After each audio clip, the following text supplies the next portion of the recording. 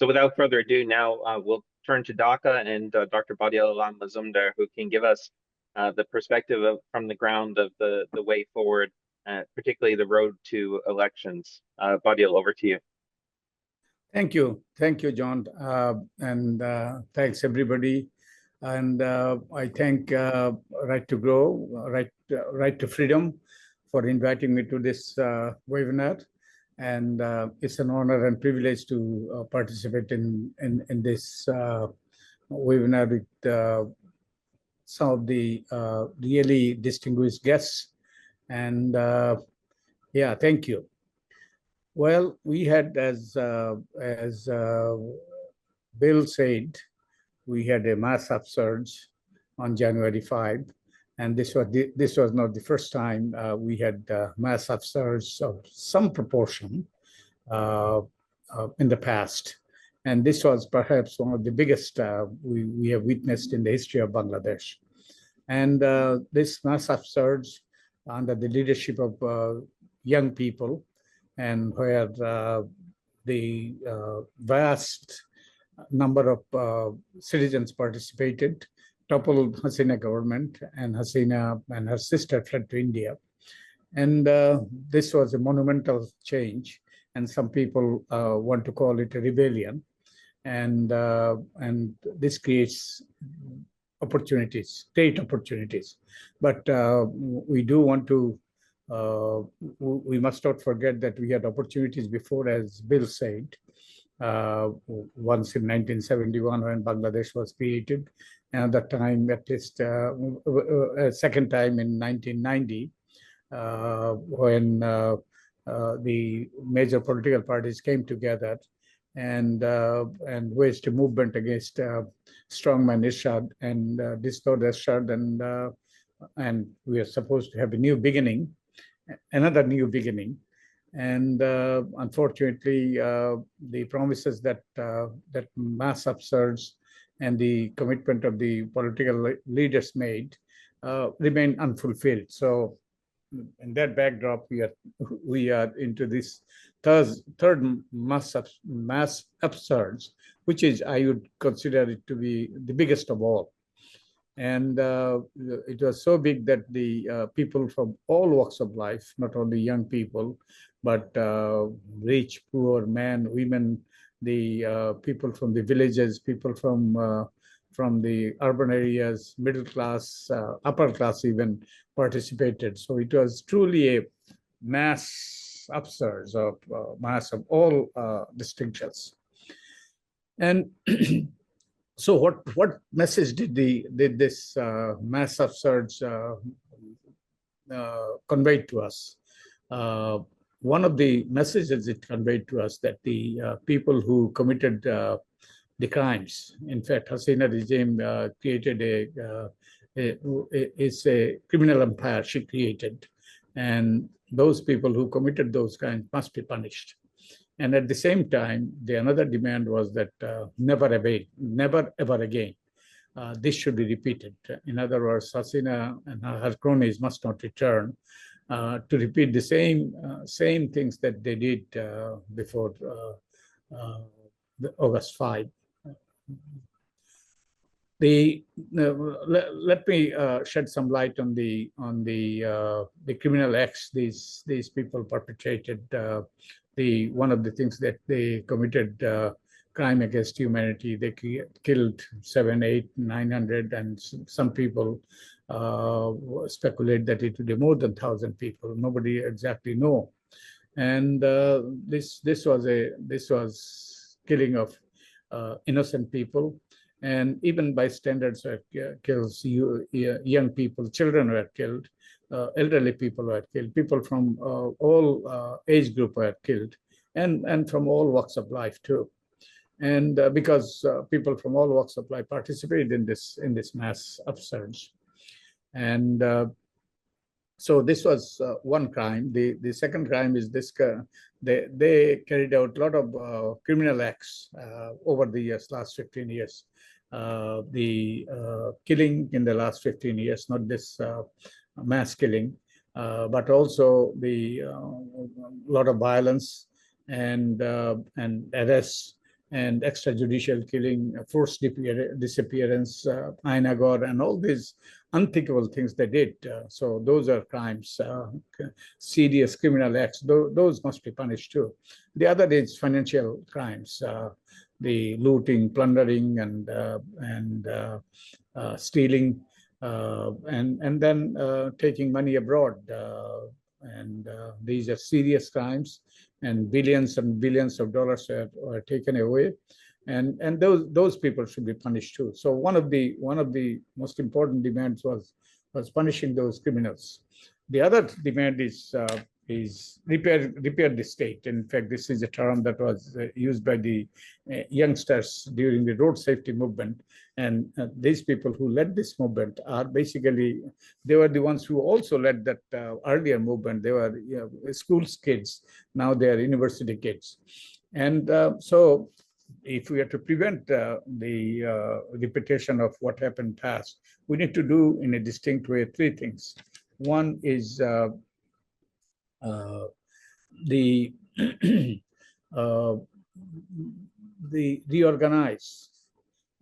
reorganize the institutions that have broken.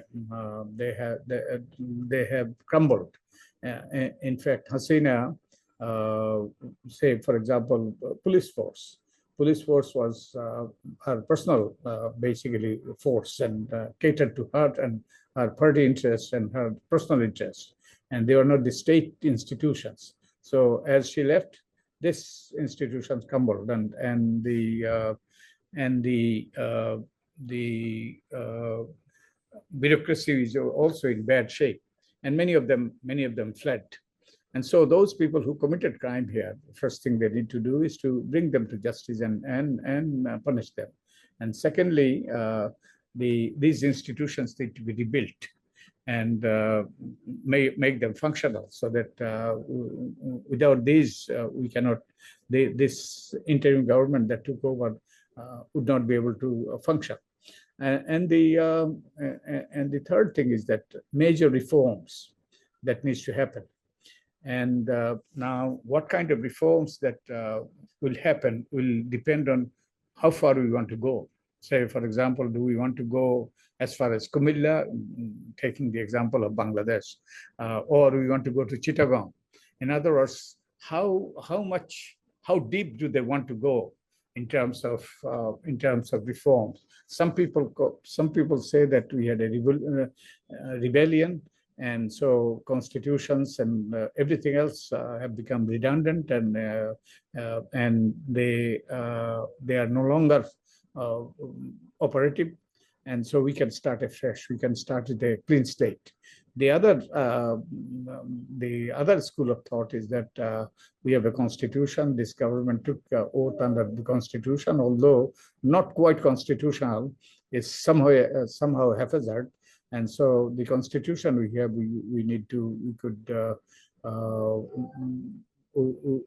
amend that constitution and make it functional, and thereby and some deep reforms, and thereby we could prevent the repetition of the return of the old regime. And so and at the same time, we'll also have to amend some of the laws, and we'll have to the institutions, we'll have to make those functional. Many of those institutions are captured, and in addition to the law enforcement agencies and bureaucracies, and all the constitutional institutions and the statutory institutions are in bad shape, so they will have to be made functional, and procedures and the way they function, they will have to be redefined and reformed, so that they function effectively and not in the interest. They function in the interest of the people. Now, if we want to change everything, if we want to start with a clean slate, some of the people, such as Alidia's, just recently said that we need to rewrite the constitution.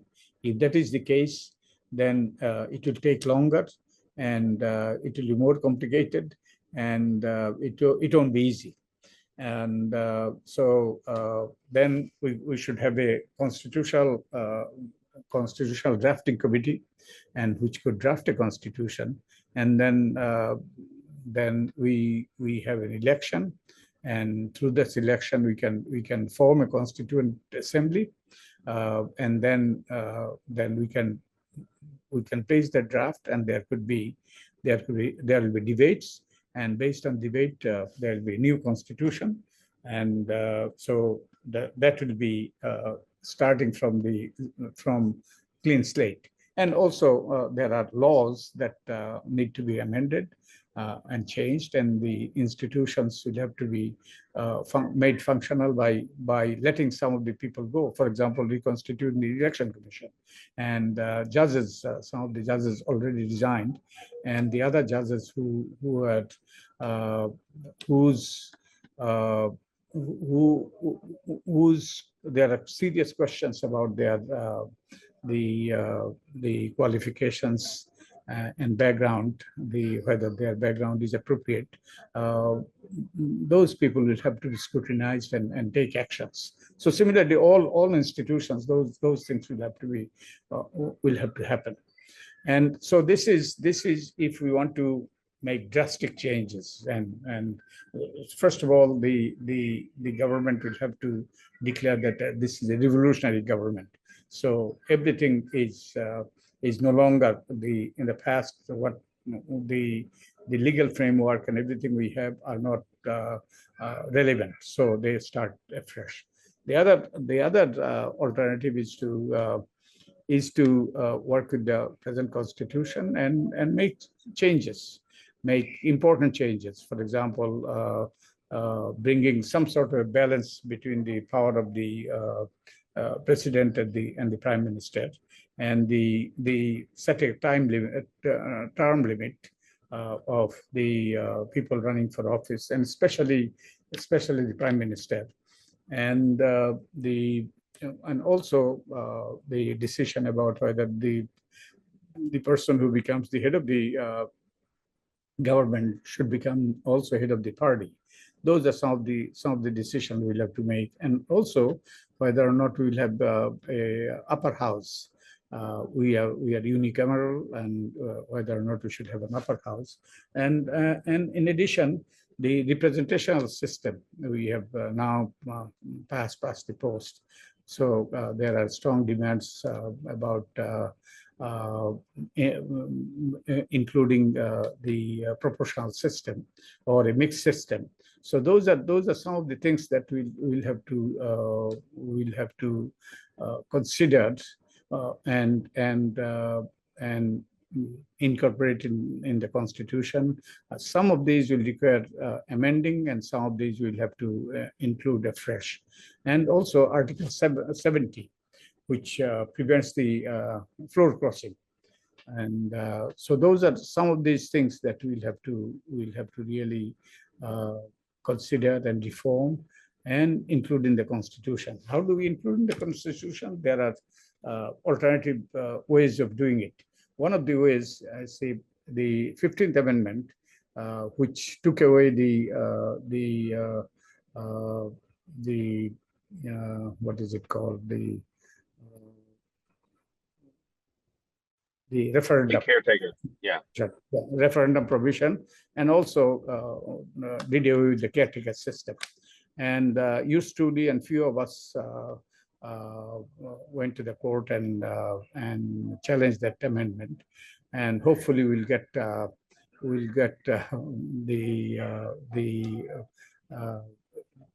government. We hope that the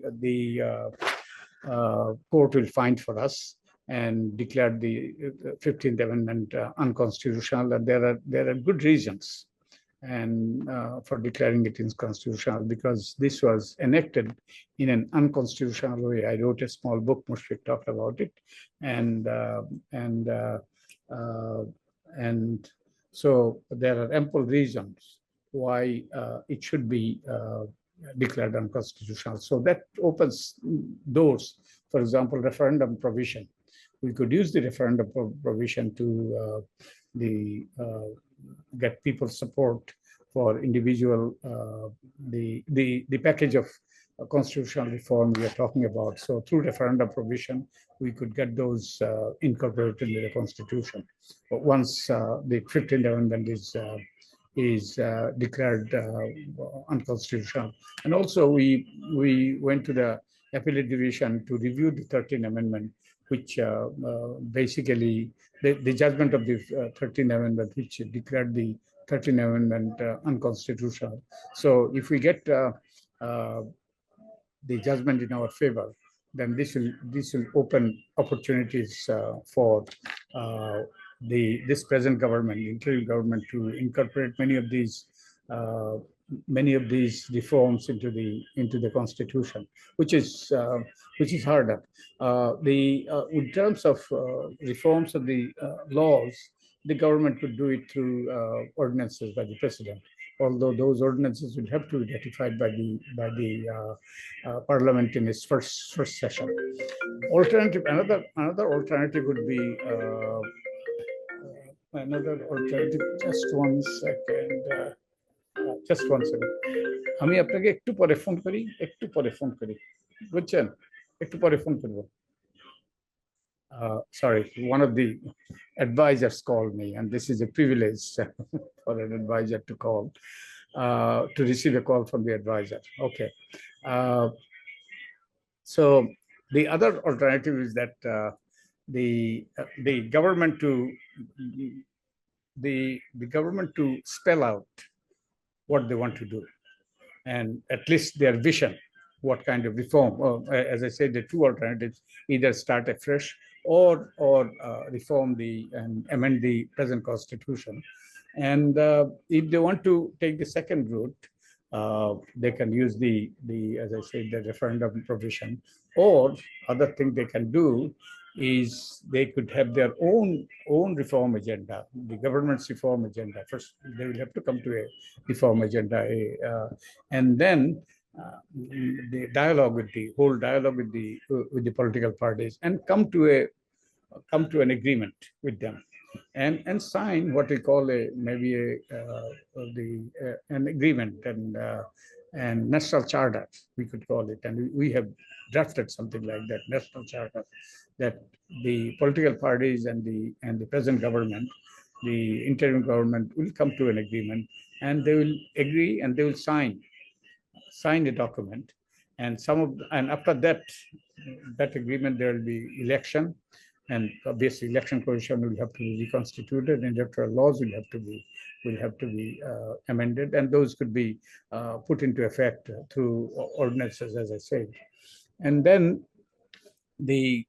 once the sorry about Badiul, just interrupt. If you could just wrap up in the next couple of minutes, that'd be great. Thanks. I'm almost done.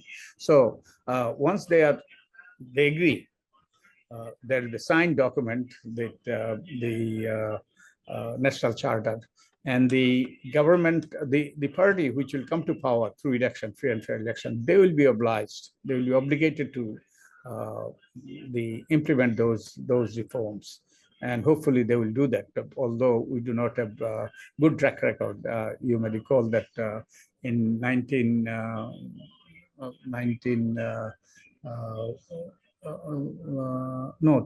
2008, before the 9th parliament election, Awami League had a election manifesto called Charter for Change.